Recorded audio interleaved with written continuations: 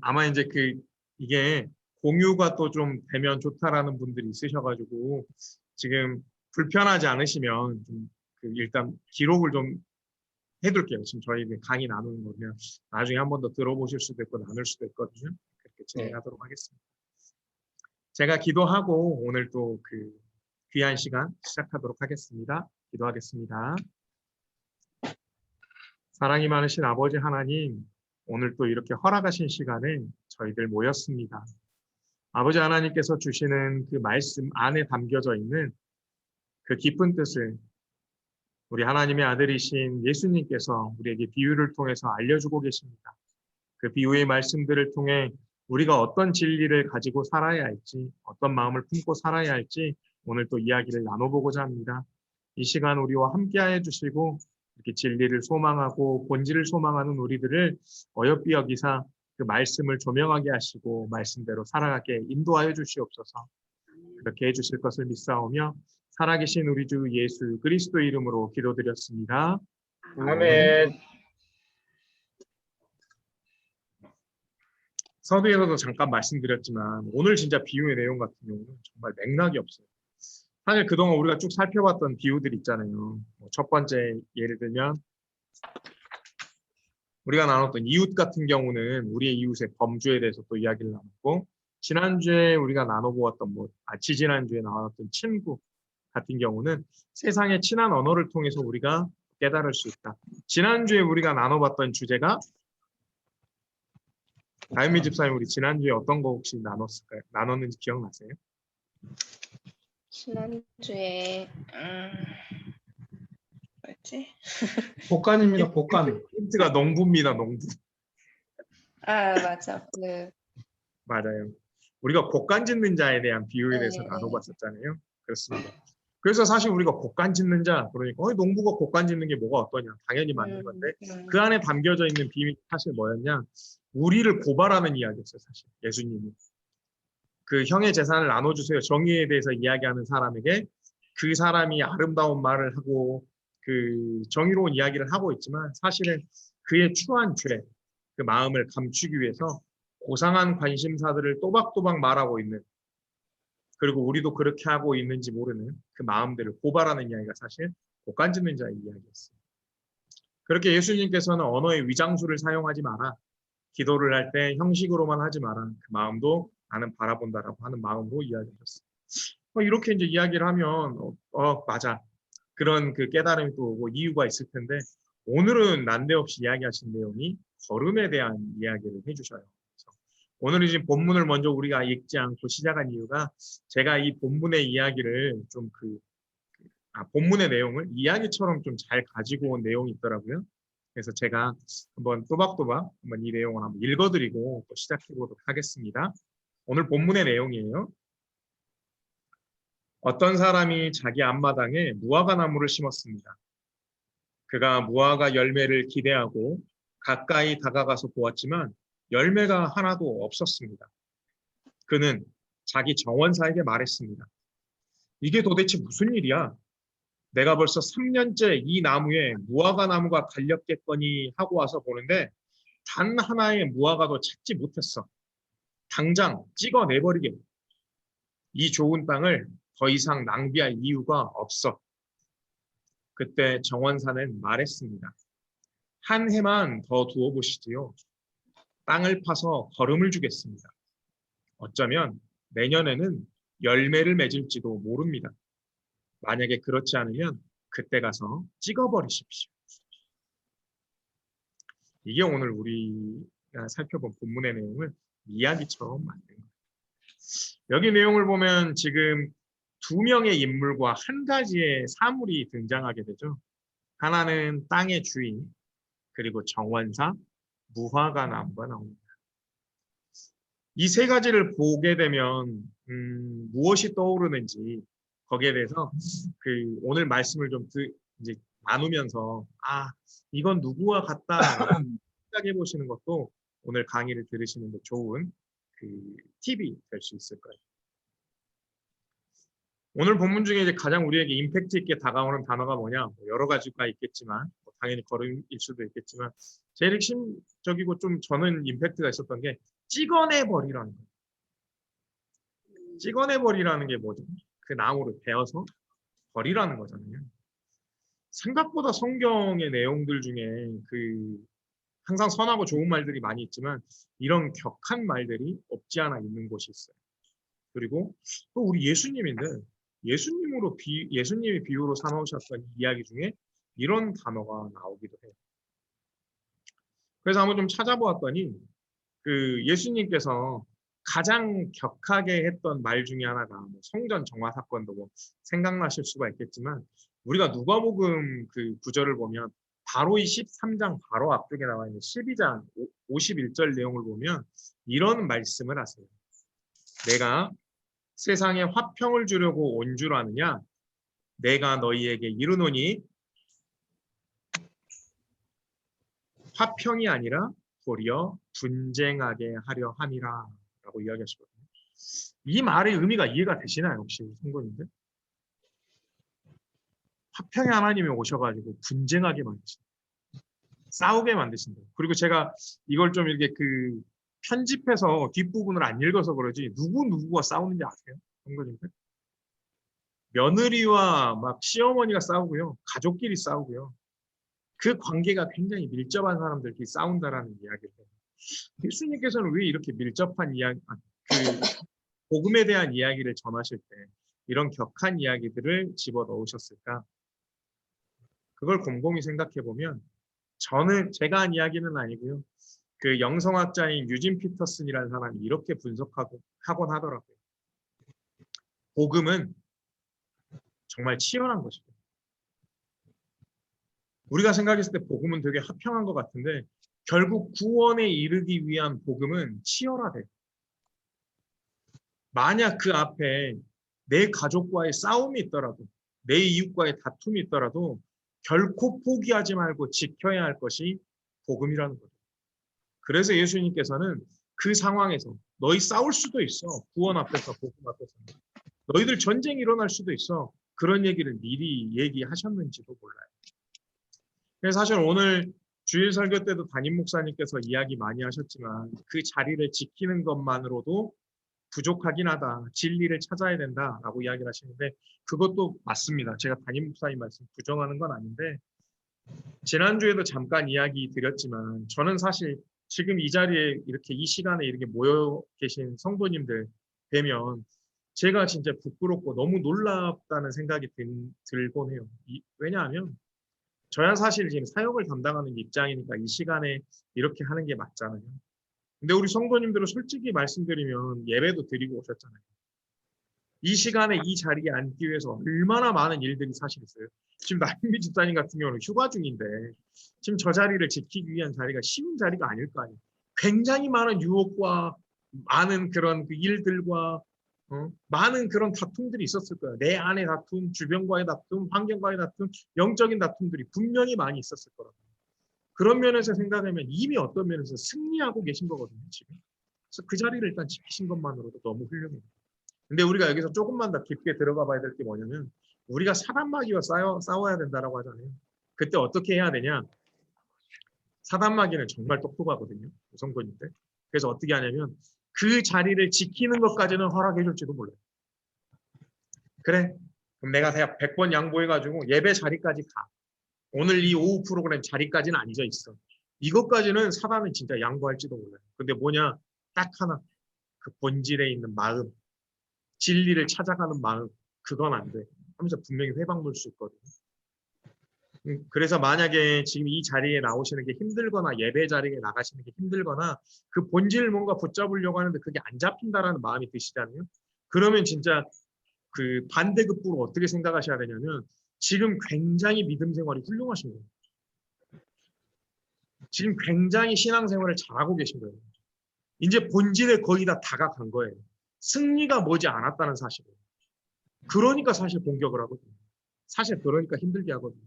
그러니까 어렵게 하거든요.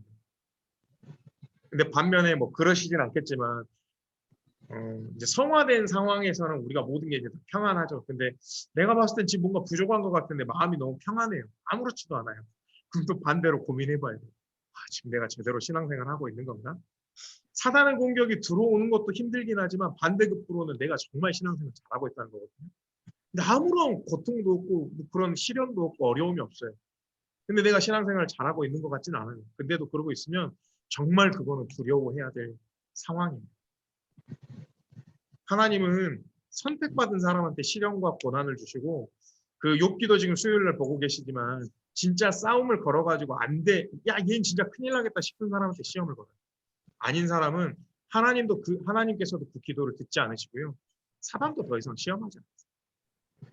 그래서 잘 아시다시피 예수님께서는 이런 사단의 시험을 잘 알고 계셨어요.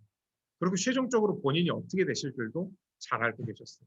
그래서 잘 아시겠지만 예수님께서는 십자가의 길을 많이 하세요. 너희도 내 십자가를 지어야 한다. 그리고 예수님께서는 누가복음 9장에서도 이미 말씀하셨어요. 난 앞으로 버림받고 죽임당할 거야. 그런 격한 이야기들을 늘상 해오고 계셨어요. 그러면서 오늘 말씀에 나오는 이 걸음의 비유, 이 걸음의 비유에 대한 그 이야기를 해보고자 합니다. 그래서 이 걸음 이야기가 나오기 전에 예수님께서는 우리에게 보통 하라고 하셨어요. 뭔가를 하라고 하는 게 많았는데 뭐라고 했냐?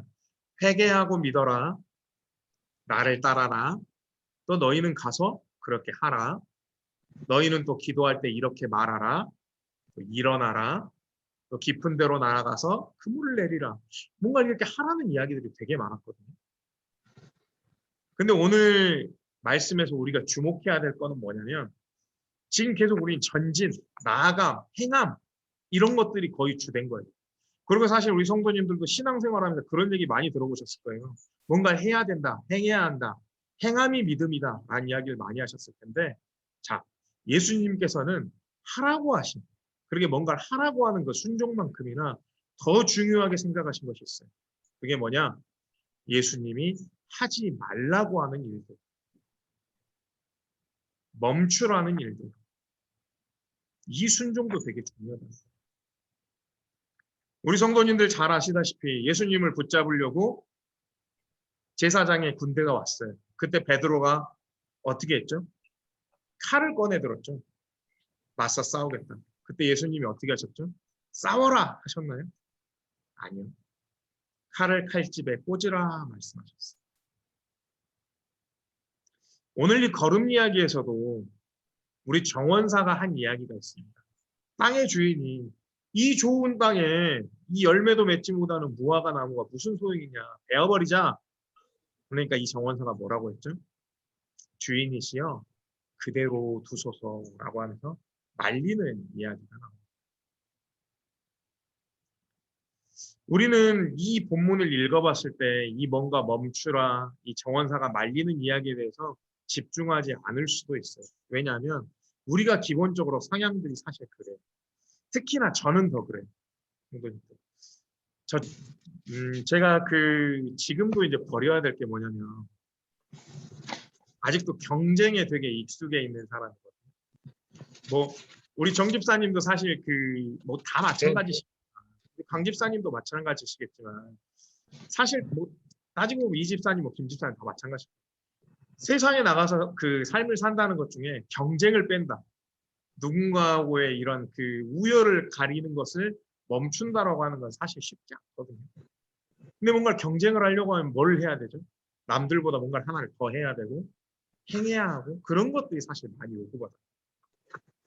그래서 사실 뭔가 그대로 두라, 멈추라 이런 말대로 우리 눈에 잘 안 들어오고 행하라, 해라 이런 이야기들이 어느 정도 동기부여도 되고 마치 또 그런 것들을 했을 때 내가 막 더 성숙해지는 것 같기도 하고 그런 마음들이 사실 많이 드는 것 같아요.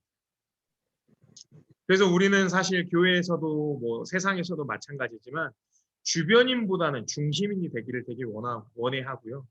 아니요라는 말보다는 예라는 말에 많이 익숙하게 살아오곤 합니다. 그것을 예수님께서는 신중하지 못하는 성급함이라는 이야기로 오늘 우리에게 해주고 계십니다. 지금 코로나19 상황 때문에 세상이 많이 힘들어져 있죠. 어려운 일들이 많이 있죠. 그때 교회는 어떤 역할을 해야 할까요? 이런 질문들 많이 받아보셨죠. 어떤 역할을 해야 하지? 우리는 무엇을 해야 하지? 라고 하면서 뭔가를 행동하려고 하고 잘못을 바로 잡으려고 하고 세상이라는 죄에 대항하려고 하고 그 적과 싸우고 열을 내면서 또 어떤 교회들은 그렇게 투쟁하며 나아갑니다. 뭐 실제 뭐 뉴스에도 많이 나와 있는 사랑제일교회 같은 경우는 누구를 모으고 있죠? 그리스도의 병사들을 모은다고 해요. 그러니까 그들은 지금 뭘 하려고 하는 거예요? 코로나의 상황에 아니요, 잠잠히 있으라가 아니고 뭔가를 행하려고 하고 지금 밖으로 나가려고 하는 그리스도의 병사를 모으려고 합니다. 지금 이 시기에 어떻게 딱 맞는지 모르겠지만 오늘 우리 이 비유의 말씀이 지금 우리 안에서 작용해야 될 필요가 있는 말씀입니다.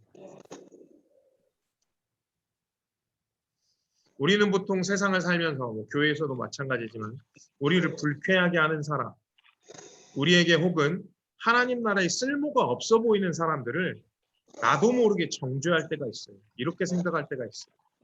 저 친구는 있어봐야 도움이 안 되는 사람. 오늘 땅의 주인이 이야기했던 것처럼 땅만 버리고 있는 사람. 그런 사람들을 마주칠 때 지금은 아니시겠지만 세상 사람들은 어떻게 할까요? 그 사람들을 여지없이 내칩니다. 그 사람들을 그 자리에 두지 않아요. 오늘 말씀처럼 찍어내버려요. 그렇게 뭔가를 찍어내버리고 버리고 다시 시작하는 걸 통해서 세상 사람들은 일을 하려고 해요. 근데 바꿔 생각해보면 우리도 생각해볼까요?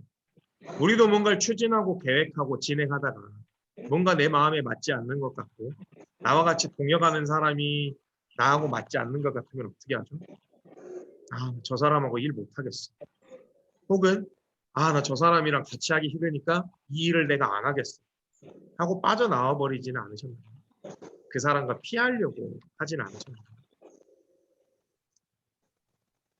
그렇게 이 걸음 이야기 같은 경우는 우리의 약간 공격적이고 아까 말씀드렸던 신중하지 못했던 그런 성급함에 대해서 이야기하고 있습니다. 그렇게 예수님께서는 정원사의 입을 통해서 이야기하고 계십니다.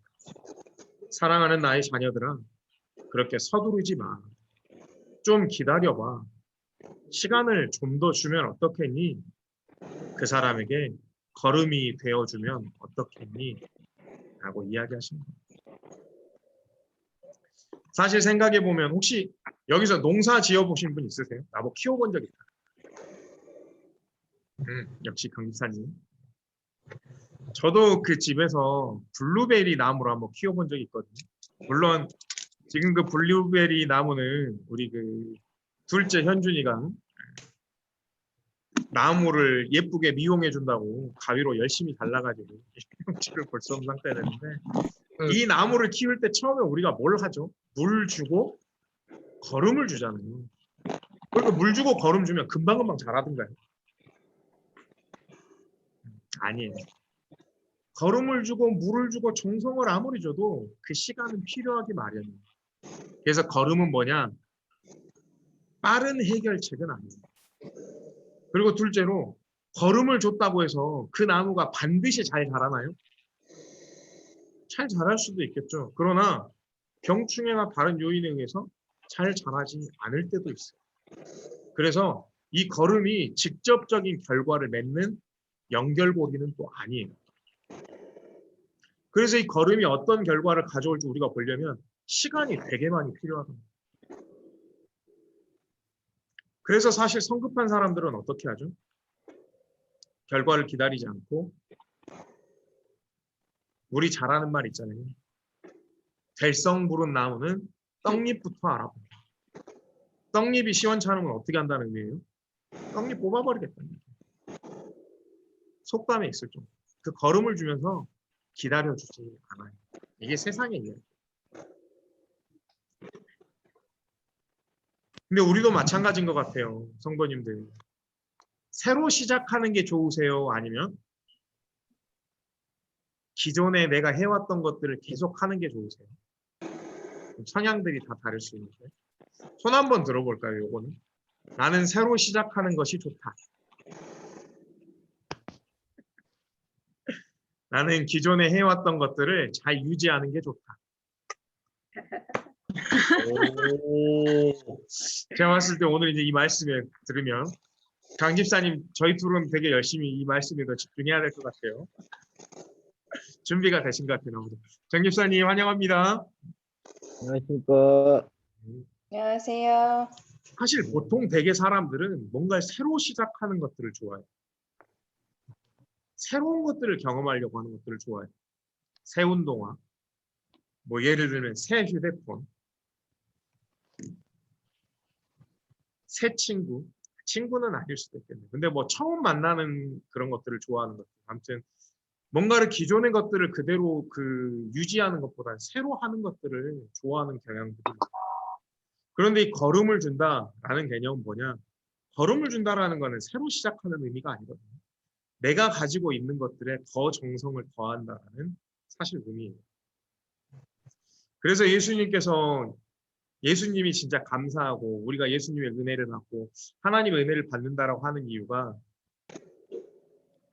그런 생각 혹시 안 해보셨어요, 우리 성도님들? 내가 만약에 뭐 그럴 일은 없겠지만 하나님이라면 나 같은 사람을 지켜보고 있을 수 있을까? 하나님이 진짜 그 노아의 약속만 하지 않으셨다면 그 약속을 기억하지 않으신다면 이 세상을 하루에도 12번 이상은 그냥 뒤엎어버리고 싶지 않으실까? 저는 그런 생각 해본 적 있거든요. 나 같은 사람을 진짜 이렇게 구원해 주시려고 이렇게 불러주셨다고?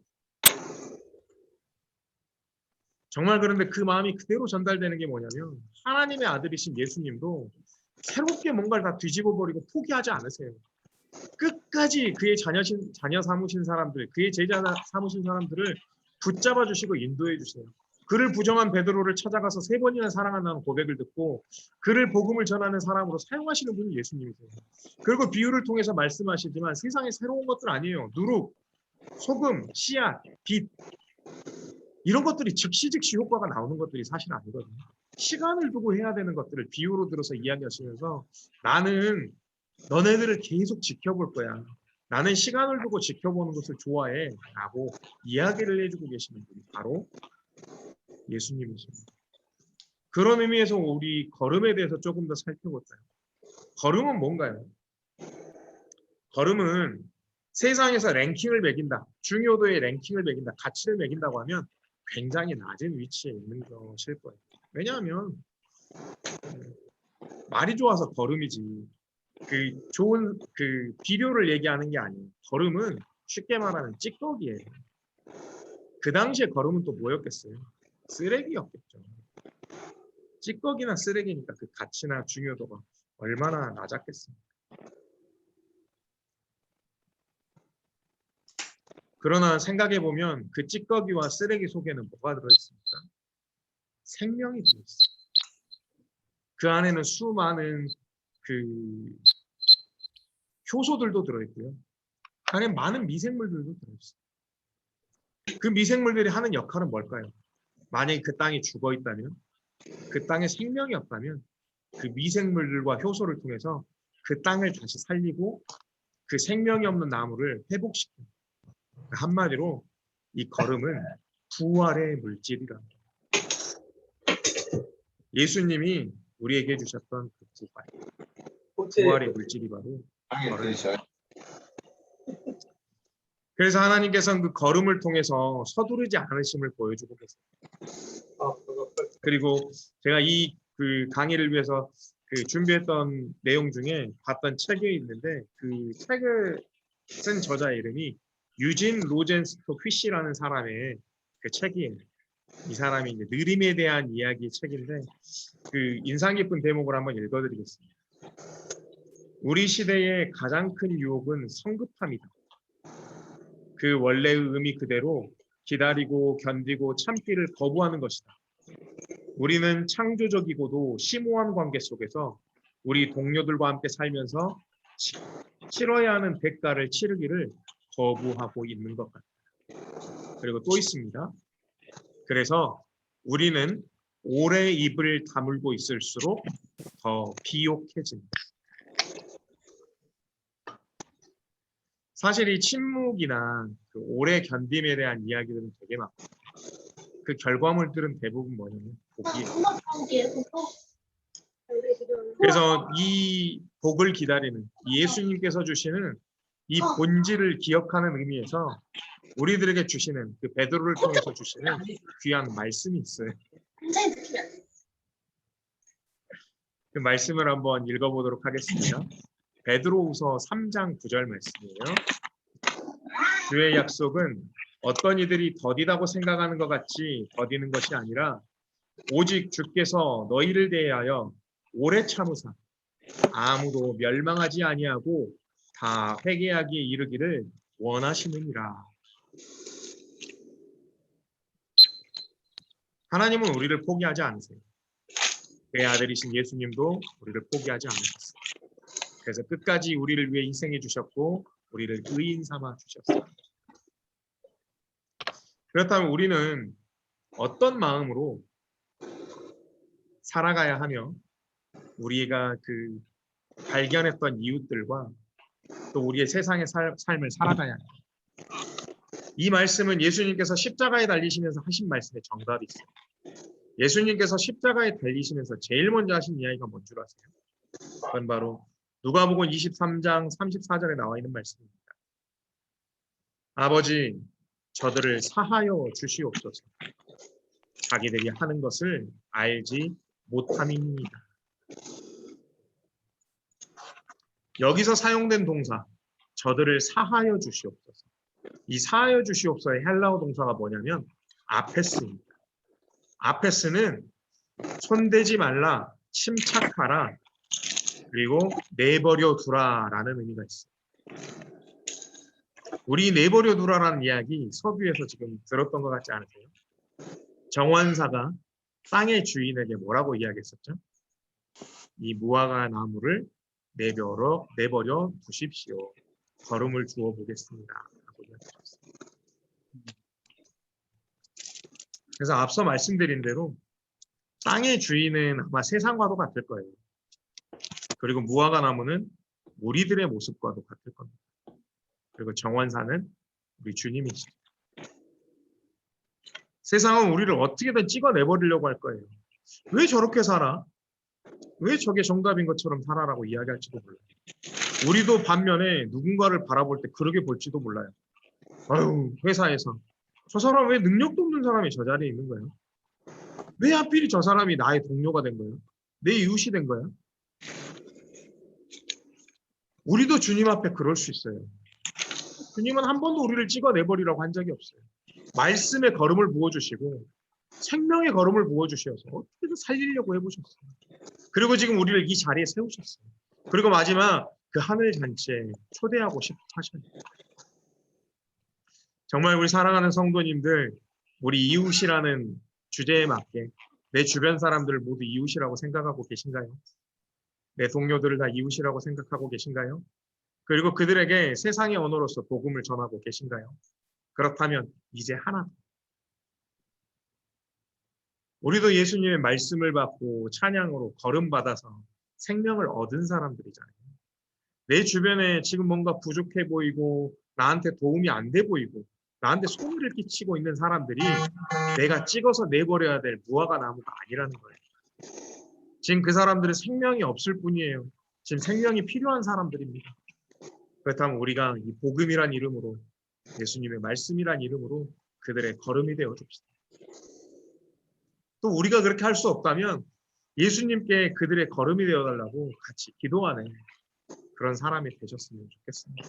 그래서 오늘 이 시간 예수님께서 우리에게 주셨던 이 걸음의 비유, 우리가 걸음이 될 수도 있고 예수님께서는 항상 우리에게 그들에게 걸음이 되어 주실 거고 생명의 본질이 될 수 있음을 믿습니다. 그렇게 우리를 사해 주셨고 내버려 주셨던 예수님의 말씀을 기억하시는 한 주간을 살아내시기를 간절히 또 소망합니다. 아멘. 감사합니다.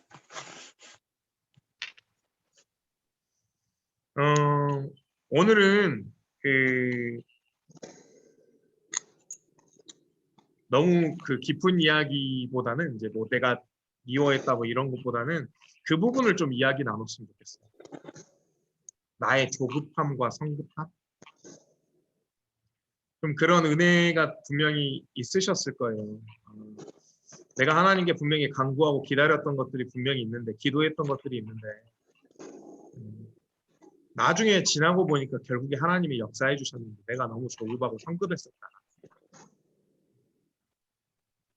그 자리를 조금 더 지켰으면, 그 말씀을 더 붙잡았으면 온전히 내게 은혜로 올 수 있었을 텐데, 그게 너무 죄송한 일들이 있었다. 혹시 있으면 이 시간 한번 나눠주시면 또 각자에게 삶에 또 우리가 이 말을 적용하는데 또 되게 좋은 은혜가 될 수 있을 거예요. 혹시 이분, 네, 정경태 집사님. 네, 제가 이제 그 남부 경찰서에서 근무하다가 이제 부부 경찰서로 이제 발령을 받았어요. 이제 받아가지고 이제 경찰서 근무하기 위해서 제가 아는 선배들 통해서 부탁을 했어요. 경찰서 자리 있으면 좀 내주라 했는데 제가 아무리 노력해도 하나님이 역사하지 않으셔가지고 무능지구대로 발령을 내주신 거예요. 네네. 그래서 이제 무능지구대 가서 이제 제가 아는 선배 그 3번 근무하는 팀장이 있어요. 팀장이 그 팀장하고 이제 근무해서 그 팀장이 이제 3번 근무하니까 그동안 그 팀장이 고집이 강한데 많이 변했을 거라 생각하고 이제 그 팀장을 만났는데 역시나 변하지 않고 자기 욕심 부리고 고집 부리는 거예요. 근데 저는 이제 하나님 믿고 선한 마음으로 그 사람이 좋아지기를 바라는데 너무 제가 영적으로 힘들더라고요. 그래서 제가 이제 또 6개월 뒤에 이제 이 팀에서 3팀으로 바뀌었어요. 바뀌어서 이제 가니까 제가 이제 좀 주도적으로 좀 나서가지고 뭐 퇴직이든 뭐 모든 분위기를 제가 이끌었거든요. 이끌었는데 이제 저는 이제 뭐 좀 있으면 나눠 먹기를 좋아하는 스타일이에요. 돈도 제가 많이 또 사고 이런 스타일인데 너무 사람들이 또 꼼꼼하는 거예요. 꼼꼼하는 거예요. 그래가지고 그런 게 상당히 좀 마음에 들지 않고 또 불만이 생기고 또 그 정력적인 걸 좋아하는 사람들이 많더라고요. 술도 많이 마시고 뭐 담배 좋아하시는 분도 많고 자기 고집이 강하신 분들이 너무 많더라고. 그래가지고 제가 이제 너무 힘들다. 그런 와중에 제가 이제 이거를 과연 어떻게 해야 될 것인가 해서 하나님 믿고 생활하지만 이제 다른 곳으로 가야겠다. 그래서 제가 이제 수사경과라고 시험을 봤어요. 그래가지고 이제 수사경과를 그걸 따면 뭐 경제팀이라든지 조사하는 수사 분야로 가는데 그것도 제가 아는 선배 부탁해서 경찰서로 가기 위해서 노력을 했는데 그것도 하나님께서 역사하셔서 딱 맞더라고요. 그래서 너무 힘들다. 그래서 이제 어쩔 수 없다. 이것은 하나님이 역사하시고 하나님 인도하신 길이다. 참고 이제 견디고 근무하는데 마침 이제 무능에서 한 2년 근무하면 이제 발령나고 가야 할 시기인데 잔류를 받아주는 거예요. 6개월 동안. 그래서 혹시 몰라서 한번 잔류를 신청했는데 역시나 다를까 하나님이 기나긴 오래 참고 기다리니까 너무 좋은 팀장하고 너무 좋은 팀원들이 온 거예요. 그래서 제가 하나님에 대한 그 축복받은 일을 많이 말할 수도 있고 정말 마음이 제가 선해지고 너무 좋더라고요. 그래서 6개월 동안 이제 어제 마무리 지면서 정말 마음속으로 하나님께서 정말 나에게 믿음이 강건해지고 정말 좋은 일이 있어 내가 내 의지로 내일 일을 내 스스로 판단하려니까 아무리 안 되고 역시 하나님은 여호와는 내 심령을 감찰하시고 계시더라고요. 결국에는 지금의 선택이 가장 좋았고 앞으로도 제가 어떤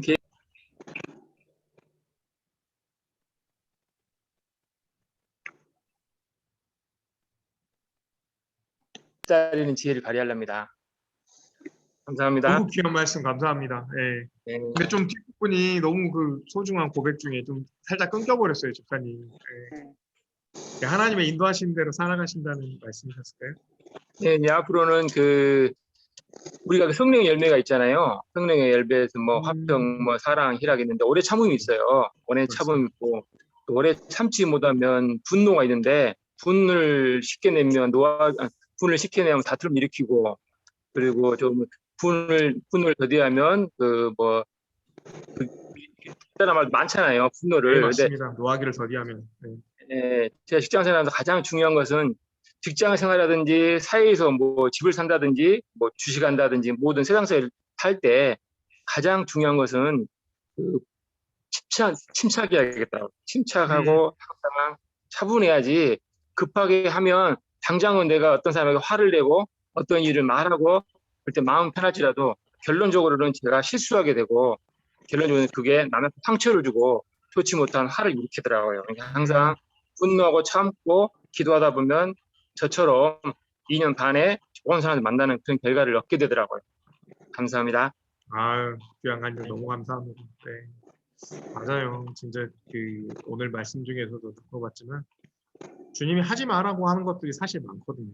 좀 잠잠하라고 하는 것들이 많이 있는데 그런 부분에 잘 순종하시고 그 하나님의 역사하실 것을 분명히 사실 믿으셨기 때문에 믿음대로 이루어진 거라고 봅니다. 매번 지금 그 하루하루가 감사고 삶의 그 순간순간들이 간증이 되는 집사님 너무나도 귀하고요. 우리도 함께 협력해서 계속 기도하도록 하겠습니다. 아멘. 혹시 또 우리 흐뭇하게 듣고 계시는 우리 이지연 집사님 혹시 간증 아니 간증까지는 아니고 혹시 하실 얘기 있으세요?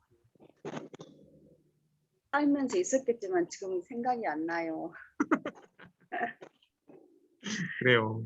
저는 어, 패스합니다. 네네네. 우리 박순권 사님은 혹시 또 귀한 또 이런 나눠주실 얘기. 저도 정신이 없어요. 늦게 들어와서 집중이 잘 안 됐습니다. 댁이신가요 혹시?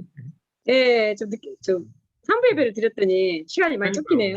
그렇죠. 2부 예배 드리다가 사정이 있어가지고. 예. 맞습니다. 다음에는 좀 시간을 좀 조정해보고 아니요. 우리 강장원 집사님은 혹시 네.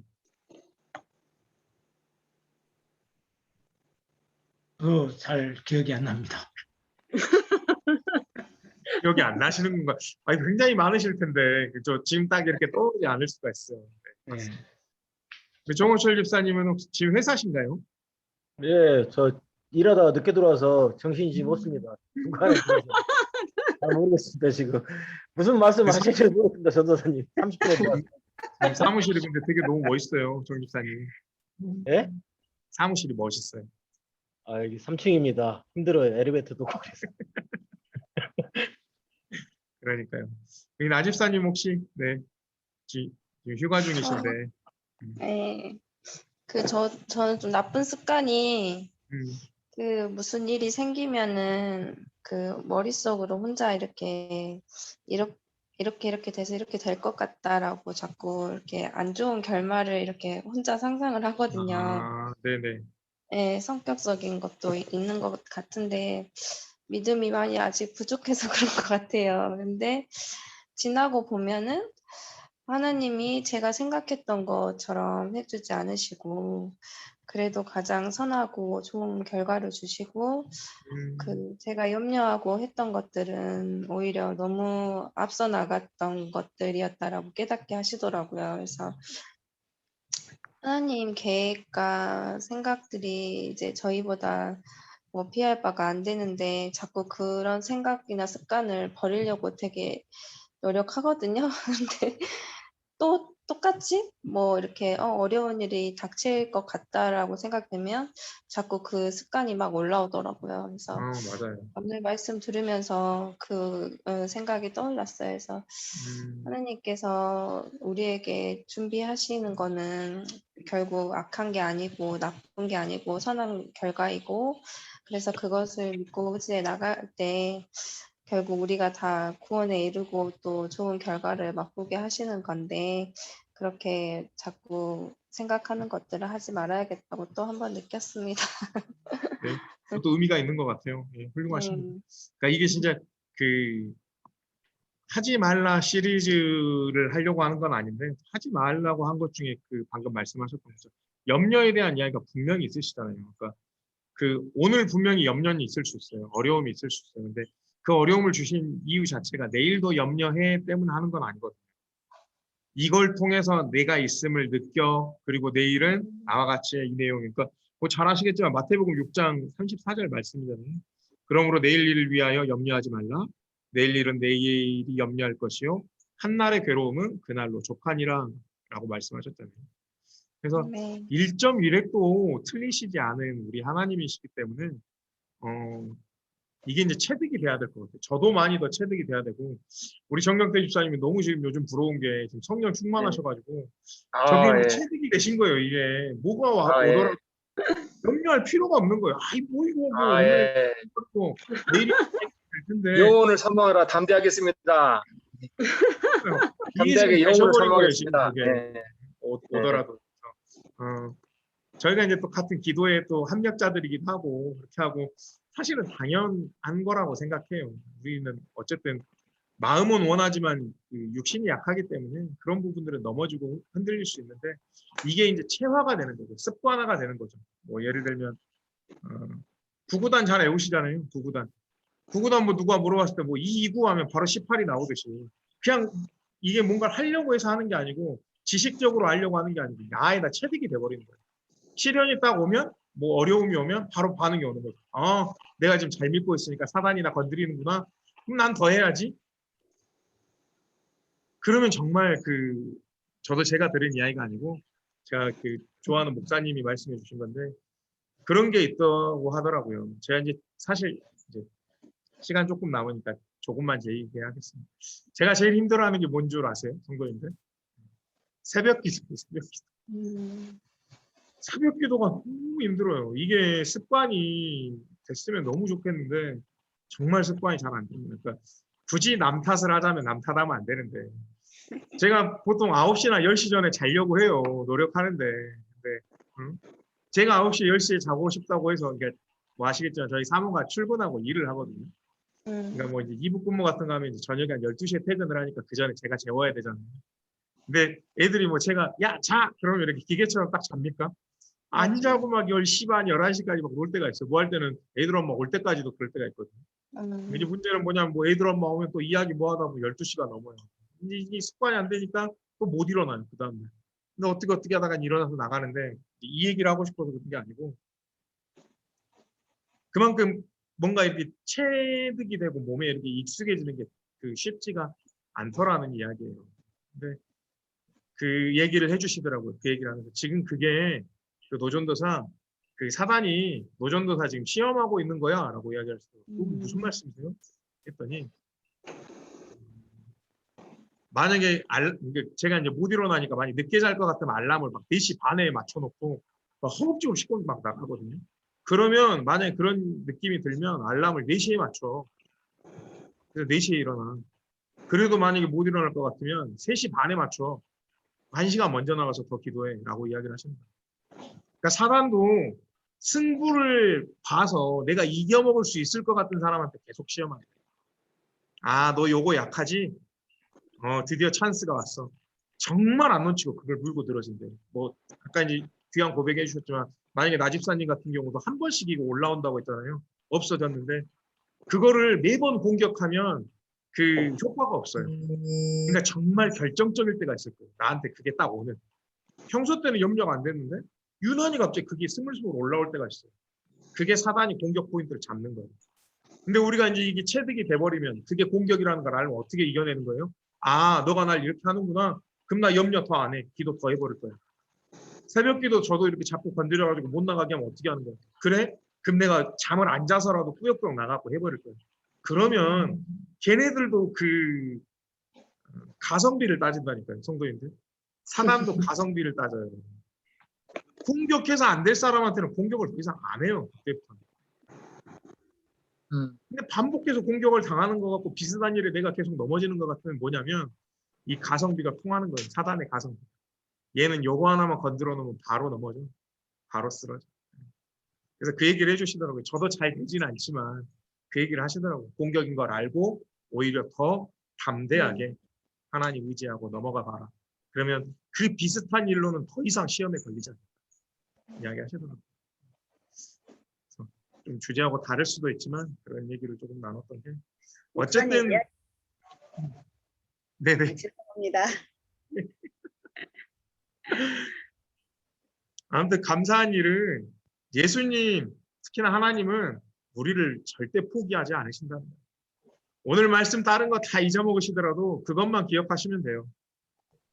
오늘 말씀의 비유처럼 정원사인 예수님은 세상이 아무리 뭐라고 하고 손가락질하고 삿대질해도 저거 찍어내서 버려버려 라고 이야기하지 않아요. 그리고 위에 이야기하셨잖아요. 1년 동안 내가 걸음을 줄 텐데 그때도 효과가 없으면 찍어내버려 라고 이야기를 하셨는데 그만큼 주님이 주시는 말씀과 생명의 힘은 분명하다는 거예요. 그 1년 뒤에 그 무화과 나무가 찍혀서 버려졌을까요? 아니요. 분명히 열매 맺고 그 옆에 가지치기 할 정도로 무성해졌을 거예요. 우리 성도님들도 마찬가지입니다. 예수님은 확신이 있어요. 우리에 대한 확신이 있어요. 그때가 언젠지는 예수님이 아시지만 그 믿음에 대한 확신이 있습니다. 그렇기 때문에 그 말씀의 걸음을 잘 받으시고 그렇게 예수님께서 나를 끝까지 바라보신다는 믿음만 있으면 이것만 기억하시면 다른 거 무엇도 걱정하실 거 없어요. 두려워하실 거 없습니다. 승리하시고 잘 이겨내실 거를 믿습니다. 아멘. 아멘. 네. 혹시 오늘 이제 강의 들으시면서 좀 이게 남기고 싶다, 말씀 나누고 싶다 하신 거 혹시 있으신가요? 제가 이번에 저번 주 한 주 동안 그 목사님 설교를 들으면서 느낀 건데요. 네. 이제 제가 이제 공부를 정확하게 안 해서 모르는데 제 느낌에 든 것 같아요. 우리가 인생을 살면서 7, 80, 길면 100세라고 그러잖아요. 근데 인생이 나이가 한 50 넘어가면 세월 빠르다 이렇게 말하거든요. 근데 제가 보기에는 이 인생은 짧은 것 같아요. 짧지만 그 예수님이 그러셨잖아요. 그 하나님이 독생자를 주셨으니 이를 믿는 자마다 멸망하지 않고 영생을 얻게 하려 그 말 같은 경우는 이제 우리가 현세에 있고 내세에 있고 이생이 있고 이제 영생이 있는데 영생을 구원해 주신다 그랬잖아요. 그러니까 이제 하나님을 예수님을 보내셔가지고 100년 동안 삶에 있어서 그 사람에게 구원을 해 주시기 위해서 말씀을 막 주셨잖아요.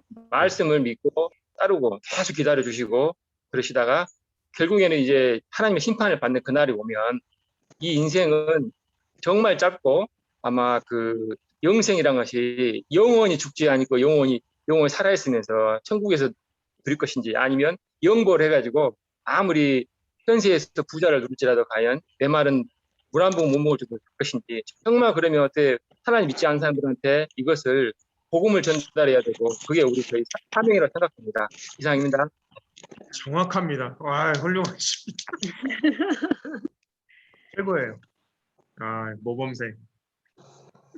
감사합니다. 제가 봤을 때 오늘 설교 이야기하셨는데 우리 정 집사님 혹시 테스터기가 있으면 그 영적 영재 테스트 이런 거 한번 받아보셨어요. 믿음의 영재. 감사합니다. 훌륭하셔요. 너무 감사합니다. 오늘 귀한 시간 또 함께 해주셔서 너무 감사하고요.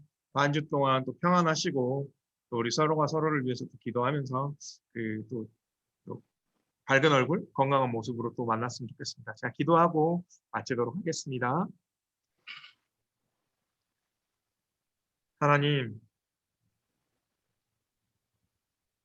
저희는 부족한 인간인지랑 세상을 살다 보면 염려와 걱정과 근심이 많습니다.